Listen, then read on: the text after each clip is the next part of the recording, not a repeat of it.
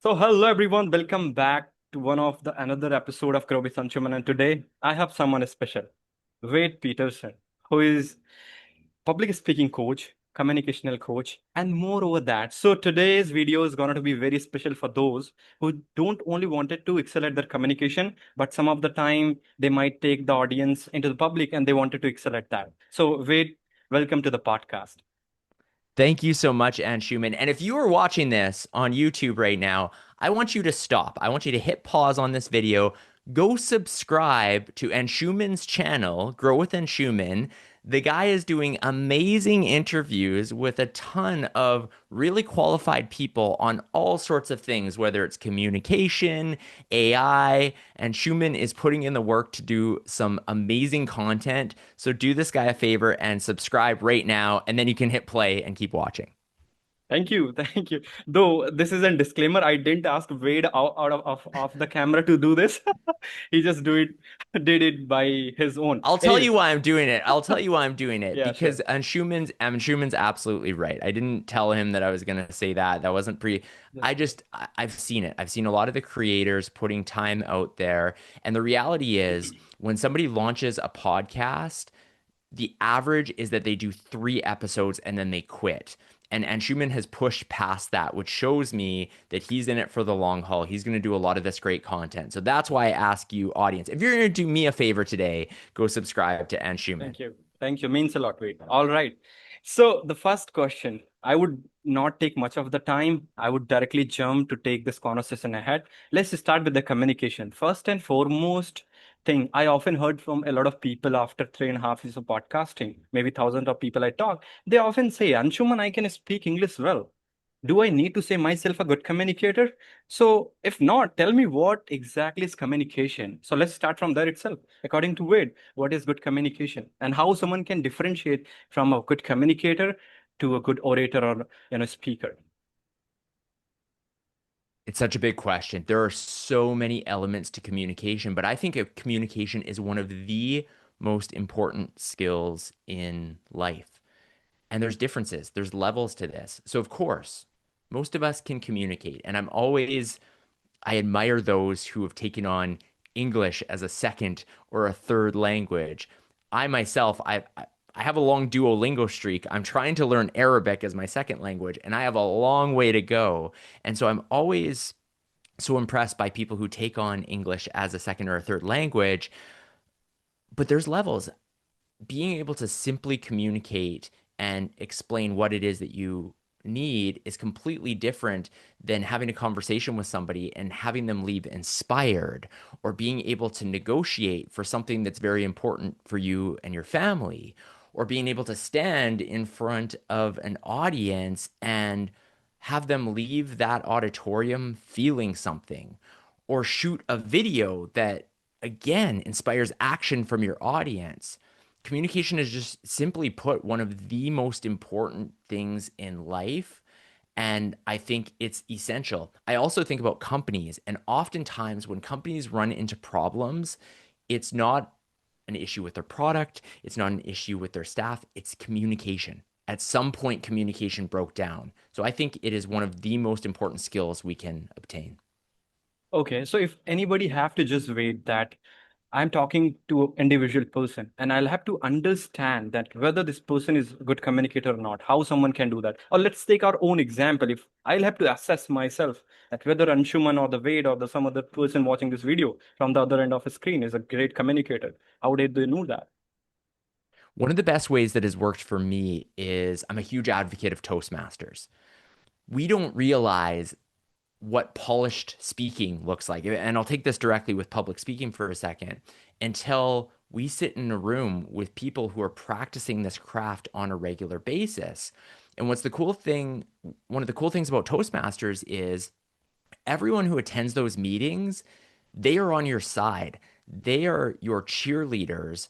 They will give you that constructive criticism, but they are there to help you elevate these skills. One example is and Schumann, if we were having this podcast interview and I was using filler words between every single That sentence, all of a sudden that becomes more distracting and it takes away from the core message because maybe you all you can hear now is the and that is one small example. Other things like body language. How are we engaging the audience with not just our voice? Because there's statistical breakdown that shows the words we speak only represents about 7% of the communication, whereas over 50% is body language, facial expressions, things like that. So, step one would be to join a group like Toastmasters. If that is not available in your area, you can ask a loved one, a family member, a friend, somebody who you trust to give you feedback and practice a speech in front of them.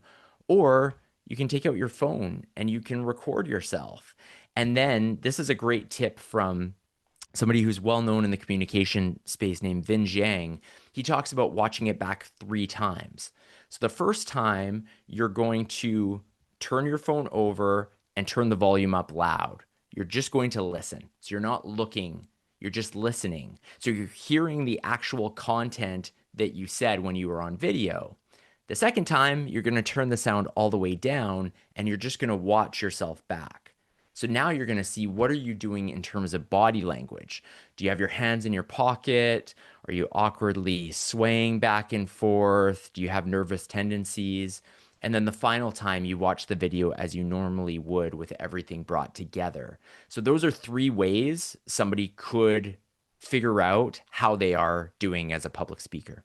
Lovely. I love the third one, which you mentioned something which I really wanted to double down because majority we tends to think if someone can speak better, they're a great communicator. As you mentioned, that is actually correct. That more than 50%, it's about non-verbal communication, your hand gesture, posture, body movement. Even Matt Abraham, if you have heard about this name, the Stanford he used to teach the business English. He also talked the same way that if you can record a video, can watch it with your voice, without your voice, and see the synchronization with your body and the words. Probably this would be the best method to analyze your speech, right? So correct me if I'm wrong. Someone can actually understand about their communication if the other person is understanding the key message. Doesn't matter he's taking a lot of time, maybe in very less time, he can make other people understand. So this is what communication stands for. 100%. And going back to that body language example, Hmm. let me give you a quick example right now. Sure. Here's example number one. And Schumann, I am so excited to be on your podcast today. Thank you so much. It's 7 a.m. here in Western Canada. I woke up excited. I can't wait to jump into these questions. Thank you. Example number two.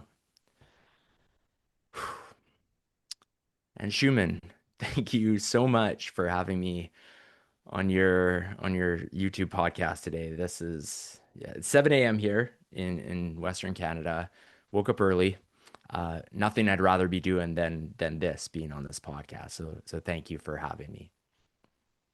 Right? 2 different examples, Uh, 2 completely different meanings. The first time, I am genuinely excited to be here. The second, it's almost sarcastic, like I don't want to. But the words were very similar in both of those examples. That is how powerful body language and then the vocal tone is as well. Lovely. You have already given a very good example live to the audience. Thanks to them. Now, a little bit, I wanted to take this conversation from public speaking because communication, we have two-way interaction, and it is well said that it always follows 80-20% of rule. Maybe you'll have to understand others before you speak, right? It's more about listening, comprehending first, and then speaking. But in public speaking, Wade, I have finally analyzed that you got a topic, maybe you are known or not known to the topic earlier, you'll have to go to speak, onto the stage, you'll have to orate it. There is no interaction, so it is kind of one-way communication. So there most people lacks, and I have heard this thing somewhere, correct me if I'm wrong, that even before death, people most scared from the public speaking, right? They got scared. Oh my god, now I'm on the spotlight, I do have to speak, I'll have to narrate. So if someone like that is watching this video, what would be 2 or 3 suggestions from your side who has been training people to come out of this public fear to speak something you'd love to give to them? There's so many things I want to unpack here because you had a lot of gems in what you just said. I Hmm. want to go back first to the first thing about listening. What you said sounds simple. You said, in order to communicate, it's important to listen. This is something that is known, but not practiced enough. Correct. It is so important. The classic example, you meet somebody, 2 seconds later, you forget what their name was. Why? Because your brain is thinking about your next response. While they are saying their name, your brain is not paying attention. It's not listening. It's thinking about what you're going to say next. And this happens so often in conversations. And what a great skill is, set speaking completely aside, but for everyday communication, is the ability to truly listen, actively listen to what the other person is saying. One of the biggest hacks, this might be one of the best takeaways from this podcast, is to ask a lot of questions. Ask questions. And Anshuman, you're great at that. You have this natural curiosity. Try to ask more questions in a conversation than the other person asks you. And here, there's data behind this. Harvard did a research study back in 2017, and they broke people into three different segments. The first segment was asked to have a conversation with somebody just normal, just have a conversation like you would always have a conversation. So this was kind of the control group. The next group, the next segment was asked to purposefully ask fewer questions. So purposefully talk more than asking questions. The third group was asked to do the opposite, to ask more questions than their conversation partner. In every segment results study that they did, the third group was rated the most liked by the conversation partner because we love Correct. being asked questions, especially that to which we're passionate about. I'm so excited. And Shuman, we were talking before we hit record that often I'm the one conducting the interviews. And this is a great treat for me. I get to talk about something I'm excited about. Correct. And so that lights me up inside. And it's similar situation if we're in those conversations to ask other people questions. So I just really wanted to reinforce that point. But going back to your question about overcoming those nerves, I would push back on what you said a little bit because you said if you're speaking to a group, it's a one to many conversation. Yep. And usually that is the case, but I do believe there are things as a speaker that you can do to engage your audience. Audience. I'm seeing more and more speakers as a trend getting like midway through audience interaction, whether that's questions, whether that's the ability to have live interaction from their phone and it shows results so that they can have input on the speech. It goes also to researching beforehand. One of my favorite things to do before I speak to a group is send out a survey about, often I'm speaking to them about public speaking. They give me their results. Does public speaking make them nervous? How would they rate themselves on a scale of 1 to 10? What is one thing that they want to improve upon? And why that is important is now they are telling me directly what they want to learn from me. And I think one of the reasons that public speaking is this incredible fear, some things say that it's a greater fear than death itself, which is crazy. But one of the reasons is that it comes down to the social pressures and anxiety that when we are standing on a stage in front of all of these people, these are all people who have very important lives, they have families, they have businesses, and there's a lot of pressure on us to deliver them with value. And that's the overwhelming feeling, seeing all these eyes on us and knowing that we have to deliver them with value. So the more you can engage the audience and know that what you're talking about is information that they want to hear, is relevant to them, that in itself should help reduce the anxiety a little bit. And I'll give you a couple more tips that I think are really powerful. The other is practicing. There is no replacement Correct. for practice. The more prepared you are for any speaking opportunity, now your brain's not racing. You've gone through the reps enough that it becomes almost like muscle memory. And I'll give you a bonus tip here. One thing you can do is practice with an elevated heart rate. And so consider going for a run for 10 minutes, do 50 push ups, do 100 sit ups, whatever it is that is your style of exercise, some jumping jacks. Get that heart rate higher because what happens is when we have the chance to speak in front of an audience, we get nervous. Our heart rate increases. We maybe start like the palms get sweaty, all of those sorts of feelings. And so if you can replicate that environment with Hmm. practice, you already get the heart rate up. Now, on the day of, that's not such a crazy feeling because you're like, oh, this is how I always practice my speech. So that is one way that you can work on it as well. And then the final thing that I will say, which I think is perhaps one of the biggest tips, it's certainly worked for myself. If you can, get to the venue early and try to stand on the stage or in the front of the room, wherever you're going to be presenting, and just look out. Look out at those empty seats if you're the first one there, and just get familiar with what it looks like to be standing in front of that room, standing on that stage. And why this is important is if we go from sitting as an audience member, consuming content, if there's other speakers, if this is part of an event, to all of a sudden we're called on stage and now we see all of those eyes on us, all of those chairs facing our way. Right. That's where that intimidation can come. So if you can do that in advance, it may be very helpful. Lovely. I believe I would like to ask this question to you. So, do you generally do the podcast and shooting of the videos in this standing position? Is there any psychology behind this? You can, I mean, probably do it by sitting as well. Or do you have anything specific hidden behind? I find at events, when you go to an event Mm-hmm. and you watch a speaker and they are standing up, they come out with energy, they're you as an audience member automatically certainly up front feel more engaged versus I've been to a lot of events where it's panel discussions. Correct. And panels are okay, but it's a different energy level.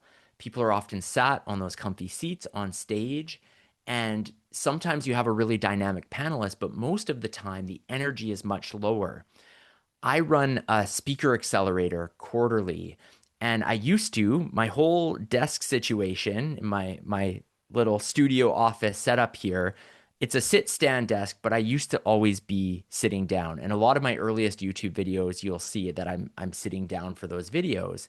Mm-hmm. And as we were talking, one of the participants of the accelerator said to me, Wade, would it be a smart idea to have like a stand-up desk? Because I was talking about how public speaking, the energy is different. And I just felt called out there. And I'm like, this is so true. Like, here I am teaching other people about public speaking. And I had made excuses in my head of like, well, the camera, I took time setting it up. It's all framed correctly. I'll have to change the lighting. But I took an hour and I figured it out. And I will tell you that it gives me a lot more energy. It reminds me, just being on my feet, to have that energy through the camera because the energy is contagious and I think it'll set the tone. So yes, I stand up for all my meetings, for all my videos, and I sit down when I'm checking emails and doing that type of work. Got it. Lovely. I think this is also going to be one takeaway. I would also try to do this setup because today I feel that somehow, though I was trying to be in the conversation, but I cannot even trying to able to match the energy. Though all of the conversation, the setting arrangement was there. It was like energy conservation flow. The energy was coming from here as well. It was, but today I can find it too energetic. So I'm being inspired. Probably I gonna do this setup maybe from next to next conversation people can find me that way, so thank you for that. Anyways. That's awesome, Anshuman. Can I just say the one thing? Yeah. You know what you do really well, Anshuman, is with your face. You're smiling, you're engaging. I have been on some podcasts, and this is not the case with the podcast host. It's very serious. Maybe they're nervous because they're thinking, okay, I want to ask every single question. But so give yourself some credit there. I think you are bringing a ton Yeah. of energy. But yes, just like myself, I think you can even elevate that more. So I love that you're going to have that takeaway. Correct. Thank you. And you mentioned something which I was just wanted to tell something around that too. So I was one of those questionnaire or the podcaster who was always been thinking, what do I ask next? And maybe if Mm. you go 1.5 years back, watch a couple of my podcasts, there you would find me that was pretty evidently, shown in my face that I was just, shivering. What do I ask next? Wait, gonna to complete this? Do I need to, so I was jotting down all those questions one by one. And once you're trying to turn the topic, I was just leaving the thread. I was just jumping to the direct question. But what did I change? And thanks, you mentioned something which again I just wanted to say, that if we have certain ideas, I believe this would be also true in terms of public speaking, that if we don't memorize the whole script, we know the structure. Boss, see, this is what I gonna talk. No matter how I gonna connect the story, maybe so that I can connect more with the audience. So if I would had this jotted down all those questions in a sequence, I would be like here and there, and the things would be, and I will be very conscious about that. But because of this consistent practice of having a smiling face, which was not always been true, because I was like very dumb guy like this.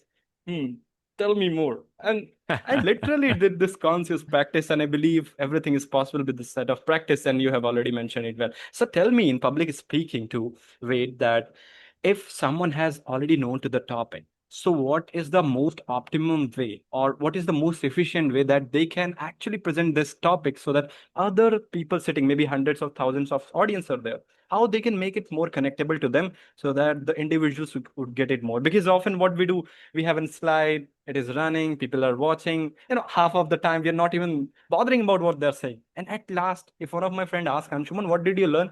I was like, he was very good speaker, he spoke very well, very good vocab. I was amazed, but I can't tell you one or two things. Doesn't make sense for me, right? So tell us that how do we do this so that I can actually remember at least couple of things what speaker have told. Over to you.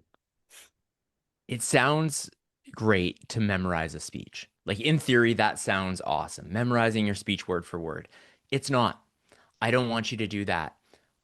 I think instead to think of a speech like a puzzle and that you're putting different puzzle pieces together to create it and that they're chunks. And these chunks can be represented by a word or a category or a theme or a story.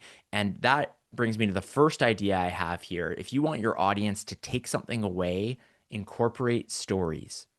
Why? Stories are remembered 22 times more than facts alone. One of my favorite speakers, her name is Valerie Garcia. She has a great saying, and she says, never tell a story without a point, and never make a point without telling a story. Stories will allow your audience to not only remember the fact, the data, whatever it is that you want to tell them, but they will attach that story or that memory to it, and that will help them to remember that thing. And so rather than writing everything down, and for some people, this is part of your process and maybe you're used to it. So if you do go through the process of writing a full script, detach from it as quick as possible. So that can be a starting point, but then just break it into chunks. Because here's the other problem with memorizing a speech word for word. As I mentioned before, with the nerves that we often experience with public speaking, our body has weird reactions. Our brain might go a little bit foggy, our mouth might get dry, palms might be sweating, our hands might be shaking. All of the things are happening. And if we have totally relied on remembering every single word verbatim, when we are presenting, if all of this is happening, it's far more likely that we're going to forget one of those lines. And now we are handcuffed to that Yeah. script because we only know what we have memorized. And so instead, if you can have general categories of, okay, I've got my intro that I know what the first words out of my mouth are going to be, no problem. And then I'm going to talk about social media and how to communicate on social media. So maybe it's just the word social media that's part of my notes, or it's a slide that has a big image that represents social media icons. And then the next thing, I'm going to talk about public speaking in front of a crowd. So maybe that's a photo of a stage. And then the next thing, I'm going to talk about one-on-one conversation. Maybe it's a photo of two people in the coffee shop. So you just have these visual or single word triggers that remind you the general theme of what you're going to talk about. And here is where the practice comes into play. Because if you try to wing that, you're going to be just as stuck as you were with the Correct. memorization technique, but you can practice and be a little bit adaptable because your audience doesn't know what you have prepared or what you were planning on talking about. So if you forget to say something that you had practiced, that's okay. It's probably still all going to come together. And this way you can be adaptable. So if I'm talking about social media and I'm noticing it's an older demographic of an audience and they're starting to get, the arms are getting crossed, there's, an old guy in the front's nodding off. It's like, okay, Wade, time to, maybe add in a story, add in some noise, get louder. Fair. Or if the audience really looks engaged, maybe that's a chance to slow down a little bit. And by building your speech this way, it allows you to be adaptable in the moment. A final tip I want to give on this is you mentioned slides and how sometimes there's slides and it's hard to remember. A very, very common mistake people make when they're presenting using a PowerPoint or slides is they have too many words on those slides. Fair. And then what's the worst thing is they try to read. So they're speaking, but they're turning their back to the audience and they're just reading everything that is on the slide. How boring is that? One, it shows me that you don't know that information super well because you haven't internalized it. You're just reading like the rest of us. Then you're turning your back to the audience, which is incredibly disengaging. It's not something that the audience will remember. So use few words on the slide. I'm talking 3, 4 words, 100-point font minimum, and then just big visuals. Just big visuals that reinforce. And the cool thing is, if that's how you build your presentation and you use those slides, you don't need any notes because you've already memorized the intro. Now you see the social media icons. Ah, that's my cue to talk about social media, which I practiced. Then you see the next photo, that type of way. So that is how I would suggest building your speech. Perfect. I believe the way you are presenting, people often gonna remember because somewhere the dots are being connected, and probably people can learn this way also to give the answer strategically to a point, which eventually help them to being a better communicator. Cool. My last question, since we would have only 6 minutes left, I would definitely need one or two more session to just go deeper into, the dialects of maybe public speaking, altogether different game, communication, specifically talking about those aspects. However, would like to understand your own storytelling method because you mentioned that stories are often remembered more than anything else. Fact, data, visuals. Even in often we have seen a lot of good movies just because of those stories. And I have certainly, I've watched a couple of YouTube videos because I'm not a good YouTube video watcher. I preferably like to read books. But those books, Mm. I will tell you, recently I started reading a book since I'm not a vivid reader, but I could finish that book within 2 days, 350 pages book, which I was not never even supposed to do that just because the story was quite interesting. I was reading a book, I was feeling, oh my God, the movie is running in front of my eyes.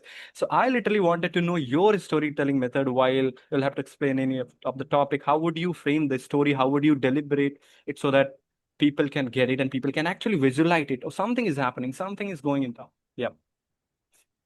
The first thing I would suggest is what are the stories you're going to tell? And how you figure that out. And I want everyone watching this, I want you to do this. I'm giving you homework. I want you to start a notes app or like whatever notes app you use, start a note, text edit, whatever it is. Write out your best stories. And I want you to write at least 5 of them down.